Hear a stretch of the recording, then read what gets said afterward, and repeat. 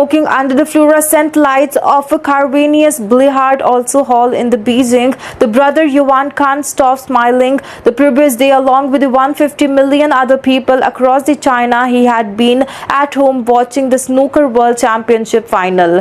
Now he's with the fellow Q, also celebrating the wins of the China's first Snooker World Champion, that is Zhao Xingtong. Also, he's the great role model for the young people in China. Yuan, the 55 says of the generation Gen Z upstart, who on Monday claimed that the snooker's top prize have been given.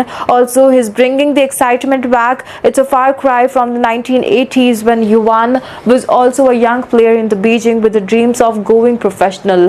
The industry wasn't well developed as the money wasn't there. He remembers vividly the 18 and the 1987 Kent Cup, a snooker tournament held in Beijing. All the 7 of the world top ranked players come.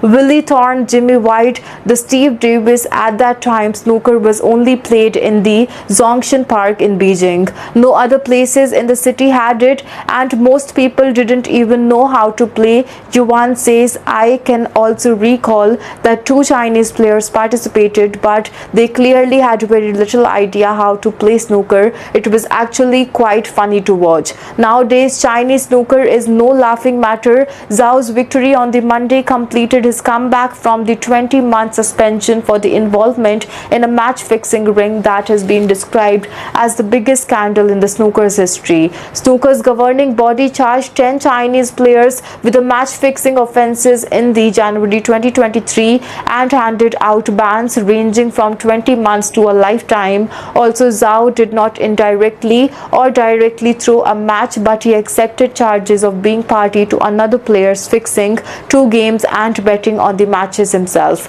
His display of genuine remorse since the scandal was exposed and his rise on the top as being relegated to an immature trip as part of his punishment has won him the legends of the fans in the China and